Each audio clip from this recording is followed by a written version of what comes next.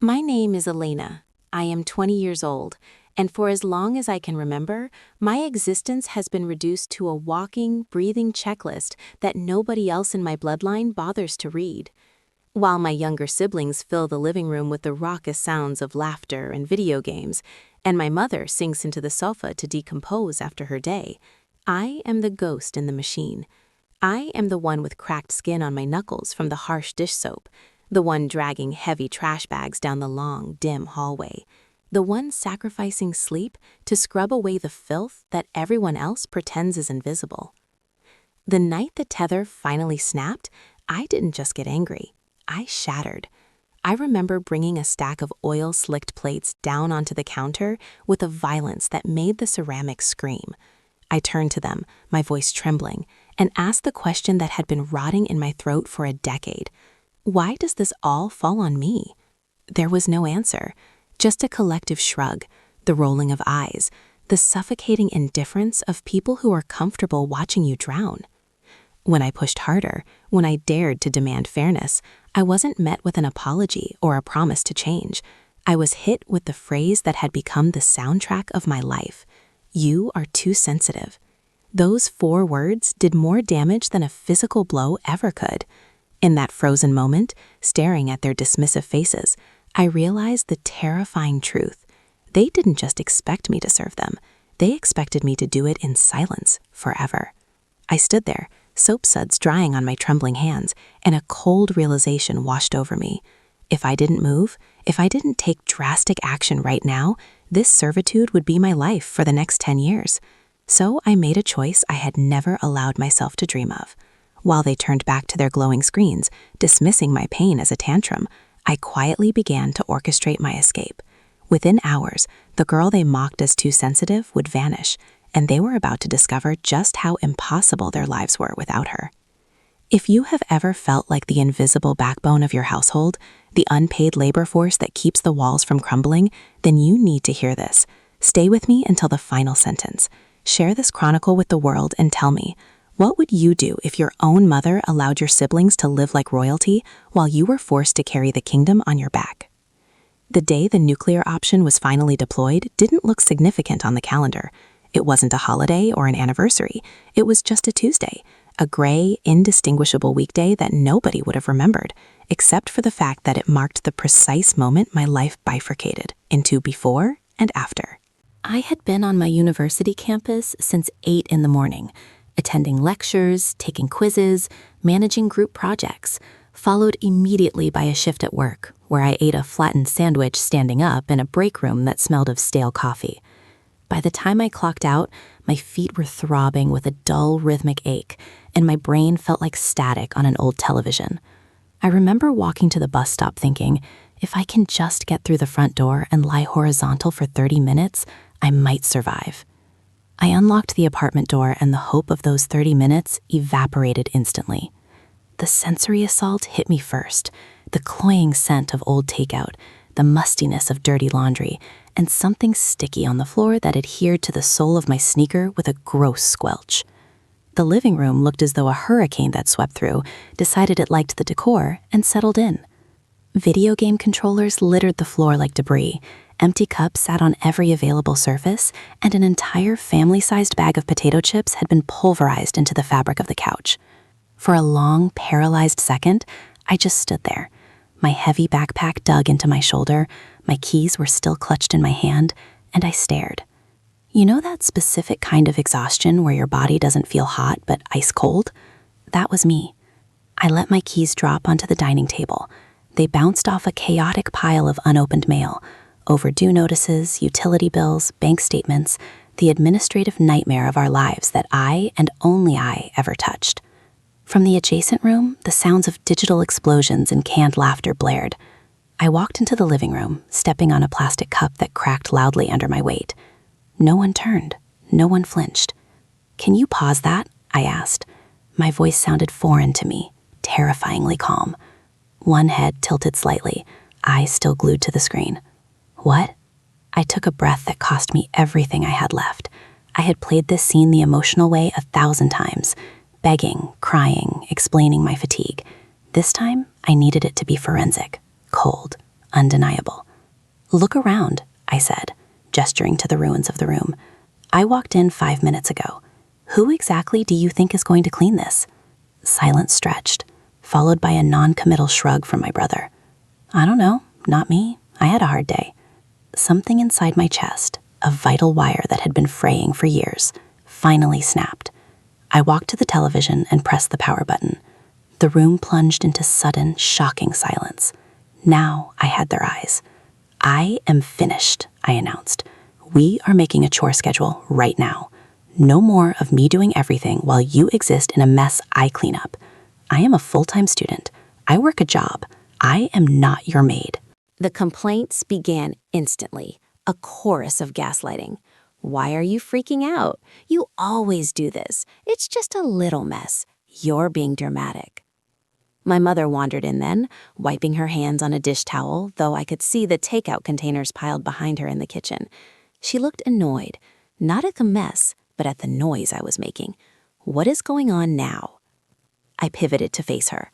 "What is going on is that I am burning out. I go to class, I work, I do the laundry, the dishes, the scrubbing, the bills. They do nothing. You let them do nothing, and when I speak, you tell me I am too sensitive." She frowned, looking as though I had slapped her. "Elena, you know that isn't true. I do plenty around here, and you are the oldest. You are supposed to set an example." "Set an example?" I repeated, the absurdity tasting bitter on my tongue.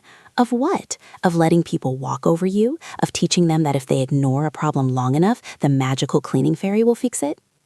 The room went quiet, that heavy, pressurized silence that precedes an explosion. I didn't care. I had already lost the peace. There was nothing left to protect. I grabbed a notebook from my bag, sat at the table, and drew a grid. 3 columns, 7 rows. Dishes, trash, laundry, floors. I wrote my name at the top of one column and left the others blank. "We are doing this like adults," I said, my pen scratching loudly against the paper. "Everyone takes responsibility, everyone sticks to it." My siblings groaned, sinking deeper into the couch. My mother crossed her arms, her face hardening. "This is ridiculous. They have school activities. They are busy." I stared at her, unwavering. "I have university and a job. I am still doing all of this. If they are old enough to leave garbage on the floor, they are old enough to walk it to the chute." She rolled her eyes. There it was, that small, dismissive gesture that said, "Here she goes again. You really need to calm down," she said, her voice dropping to a patronizing soothe. "You are making a scene over nothing." Nothing. That word burned through me like acid. My time, my energy, my mental health, it was all nothing to them. I felt my voice drop, becoming steady and dark. "I am not making a scene. I am drawing a line. I will not keep living like this." And that was when my mother delivered the sentence that transformed this from a skirmish into a war. "If you don't like it here, you can leave." For years, that line had been her trump card, a threat used to shut me down, to remind me of my dependency. But this time, it landed differently. It didn't bring fear, it brought clarity. You know those moments in movies where the sound drops out and everything comes into sharp focus? I looked at her, really looked at her, and I nodded. "All right," I said. "Maybe I will." She blinked, thrown off script. "Don't be ridiculous." "I am not being ridiculous," I replied. "I am taking you at your word. If me asking for basic respect is too much for this household, then maybe I shouldn't be in it." The chorus of voices rose again, accusing, mocking, dismissing. "You're not going anywhere. You're just trying to scare us. Stop being childish." But inside my chest, the decision had already solidified into steel. I thought about the overdue bills I juggled, the schedules I managed, the filth I eradicated. I thought about how easy their lives would be until the exact second I stopped holding the sky up. Have you ever had someone throw "if you don't like it, leave" in your face, never suspecting you might actually call their bluff? Because that is exactly what I decided to do. The moment I walked back into my bedroom, the noise from the living room faded into background static. My hands were shaking, but not from fear, from adrenaline. My room was a closet, barely large enough for a twin bed and a desk, but it was the only square footage in the apartment that felt mine. I shut the door, leaned my back against the wood, and let myself ask the forbidden question. What if I actually go? Not someday, not after graduation. Tonight. I grabbed my phone. There was only one person I could text who wouldn't judge me: Chloe. She worked with me at the cafe, the friend who always joked that I had 2 full-time jobs, student and Cinderella. I typed, "Can I ask you something insane?" She replied instantly, "Those are the best questions, spill." I unleashed everything: the fight, the chart, the ultimatum, and the secret I hadn't dared to whisper: "I think I actually want to go." She didn't send pity, she sent a solution. Then let's figure out how. While my family sat in the living room, smug in the assumption that I would cool off and return to scrub their dishes, I sat on my bed and opened a new tab: rooms for rent near campus. I wasn't destitute. I had savings from the cafe, meager, but enough for a deposit on a shoebox. I had a paycheck. I had a boss who adored my work ethic. Scrolling through listings, I remembered every time I had wished for escape and suppressed the thought. Now I let the thought breathe. One listing caught my eye: a tiny room in a shared apartment, an older building with questionable plumbing, but it was cheap and 3 subway stops away. Expecting silence, my phone rang. "We have 1 room left. You can see it tonight." Tonight. My heart hammered against my ribs. I walked out of my room. "I'm going for a walk," I told my mother. She didn't look up from her phone. "Take your keys, don't be late." If she had looked at my face, she would have seen the difference. But she didn't look, and that indifference pushed me over the edge. The room was exactly as advertised: small, plain, quiet. The landlord droned on about rules, but I was only half listening. My mind was replaying the words: "You are too sensitive. If you don't like it, leave." "Do you want it?" the landlord asked. "Yes," I heard myself say. "I want it." I walked out holding a set of keys that didn't belong to my mother. My hands trembled all the way back. This was no longer a fantasy. I had an exit. Back in my room, I pulled out a duffel bag. I packed ruthlessly: clothes, laptop, documents, the items I had purchased with my own money. I wasn't running away like a child. I was moving out like an adult who had realized she was being used as a utility. A wave of guilt tried to drown me. What if they can't handle it? But a sharper thought cut through. Maybe they need to fail.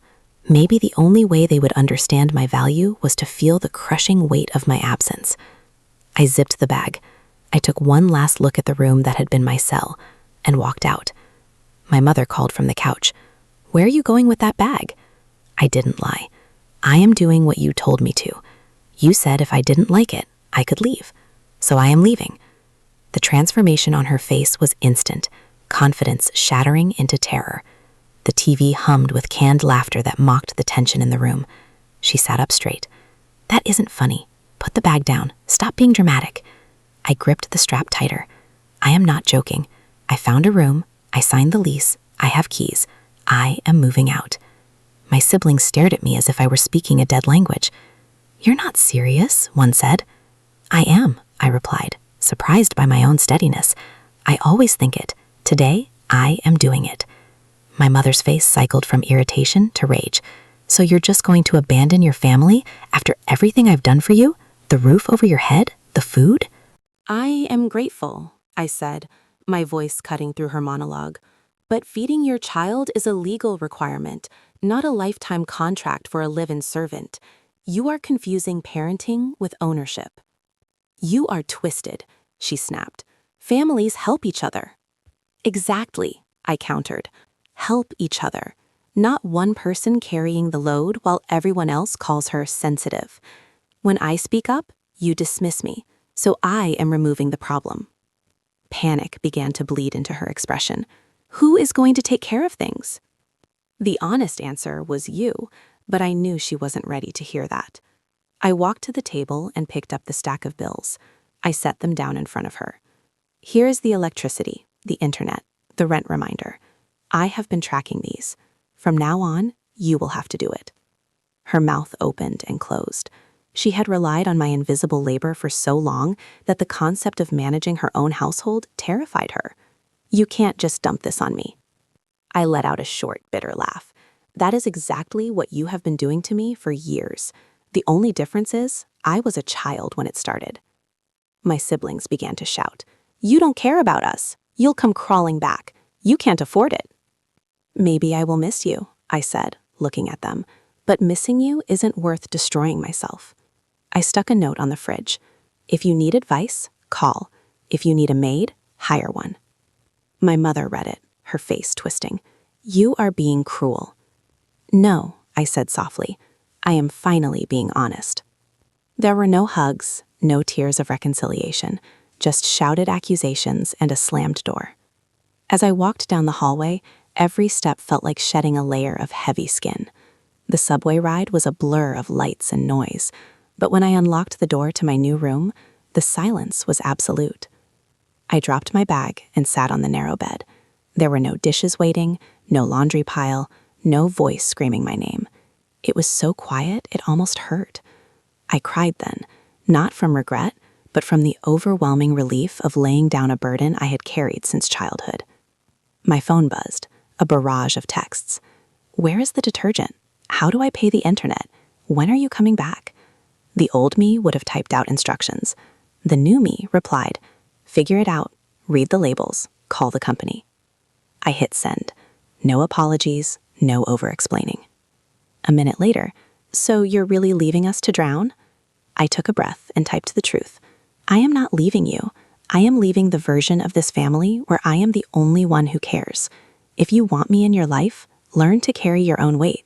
I thought leaving was the end. I was wrong. It was the beginning of the real reckoning. The true revenge wasn't my departure. It was the slow, inevitable collapse of their comfort. The first few days were a strange mix of euphoria and anxiety. I woke up to my alarm, not a scream. I made coffee for one. But my phone was a constant source of guilt. By day 3, the panic had set in at home. Internet is down. What's the password? Power company called. Where's the bank login? I stared at the screen.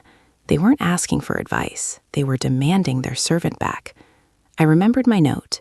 If you need advice, call. I texted back. Check the blue folder in the drawer. Everything is written down. That evening, I sat with Chloe on the floor of my empty room, eating noodles. I read the messages to her. They're falling apart after 72 hours, I said, my voice shaky. I feel terrible. Chloe looked at me. But you were fine suffering alone? The words stung. You aren't making them suffer, Alina. You're forcing them to grow up. You aren't their mother. The next week was a masterclass in ugly growth. The question shifted from technical to desperate. The washing machine is broken. There is mold in the fridge. I answered the learning questions. Unplug the router. Scrub the mold. But when the text turned to blame, you are selfish, you are ruining us, I went silent. One night at midnight, a video call came through. I answered. The camera panned over our kitchen. It was a disaster zone. Dishes stacked like leaning towers, trash overflowing, stains everywhere. My brother's face appeared, frantic. We can't do this. Mom is freaking out. We shrunk the laundry. It smells like something died. I bit back the urge to say, it always looked like this. I just cleaned it before you saw. Instead, I asked, did you make a list? A list? He spat. That's your thing. Come home and fix it. No, I said. If I fix it, you will never learn. My mother's voice cut in, sharp and exhausted. Stop tormenting your family, Alina. Come home. I am not tormenting you, I said. I am living my life. You are experiencing the reality of maintaining a home. That isn't cruelty, it's physics. I saw her face then. Dark circles, messy hair. This is too much, she muttered. I can't work and do the bills and clean and manage the kids. Do you hear yourself? I asked softly. That is what I did alone. She paused, a flicker of realization in her eyes, before she pushed it away. You are stronger. You can handle more. Just because I can handle it doesn't mean I should have to, I said, and it certainly doesn't mean I do it for free. She hung up. I stared at the black screen. I was winning, but it felt like losing. Days turned into weeks. The messages changed tone. Less anger, more panic. Then the text I had been dreading. We messed up. The rent is late. Landlord is furious. One more strike and we're out. The old me would have drained my savings. The new me typed, did you figure out a plan? Long pause. Selling some stuff. Mom is taking extra shifts. We didn't realize how much you were doing. We didn't realize. There it was, the confession. I didn't gloat. I replied, "I am glad you are stepping up." I realized then that my revenge wasn't about malice. It was about visibility. I needed them to see the invisible work. A week later, a knock on my door. I opened it to find my mother standing in the dim hallway. She looked smaller, humbled. She was clutching her purse like a shield. "Hi," she said. Her voice was stripped of its usual edge. "Hi," I replied. "Do you want to come in?" She sat on the edge of my bed, looking around at the austere neatness of my life. "So this is where you've been?" "Yeah." "Things have been hard," she admitted. I waited. "I had no idea," she whispered. "The bills, the scheduling. I thought you were exaggerating. I thought you were just emotional." "Too sensitive," I finished for her. She winced. "Yes." The silence was heavy, but it wasn't toxic. It was the silence of a fever breaking. "I am sorry," she said. It wasn't a movie speech. It was quiet and raw. "I didn't want to believe I was using my own daughter, so I told myself you were just responsible. But being responsible isn't the same as being exploited." I felt a lump in my throat. "No, it's not." "The rent scare, it woke me up," she said. "I shouldn't have dumped this on you. I should have been teaching them." She looked at me, eyes wet. "Are you coming back?" "I need to know," I said. "Are you asking for my help or my presence?" "What do you mean?" "If you want me to come back and fix everything, the answer is no. I will not be the default crisis manager." She shook her head. "I'm not here to drag you back. I see you're doing better. But the house is cold. I miss my daughter, not the housekeeper. You." I let that sink in. "I miss them too, despite everything." "I can visit," I offered. "I can come for dinner. I can be a sister and a daughter. But I am a guest. I won't live there." She exhaled, a sound of immense relief. "That sounds fair." "And one more thing," I added. "If you ever call me too sensitive again, that will be the last conversation we have." She nodded slowly. "Fair." She pulled a crumpled piece of paper from her bag. We made a chart, a real one. I looked at it. Messy handwriting, uneven lines. But there they were, names next to tasks. My name was nowhere on it. "We are late on things," she said. "The kids hate it, but we are learning." "I'm glad," I said, handing it back. "I'm sorry it took you leaving for me to see you," she said. "Sometimes," I replied, "people only notice the pillars when the roof starts to fall." We hugged at the door. It wasn't tight or desperate. It was respectful. "You weren't too sensitive, Alina," she said before leaving. "You were right." Weeks later, I went back for dinner. The kitchen wasn't perfect, but there was a chart on the fridge. My mother saw me looking at the sink. "You are a guest," she said firmly. "Sit. Eat." For the first time in my life, I sat. My departure wasn't about payback. It was about proof. Proof that I wasn't crazy, that my labor had value, and that my boundaries were real. They paid a price: stress, money, comfort. But I had paid a price for years. Now, the ledger was balanced. If you are listening to this and you feel like the invisible engine of your family, ask yourself this. If you vanished tomorrow, would they collapse because they love you, or because they never bothered to learn how to survive without using you? And more importantly, are you brave enough to let them fall so they can finally learn to stand? If this story struck a nerve, if you felt every word in your bones, hit that subscribe button. Like this video and share it with someone who needs to hear it. Don't let your silence be your legacy. Tell me in the comments, would you have stayed and suffered, or would you have walked away to force the truth into the light? I'll be reading every single one.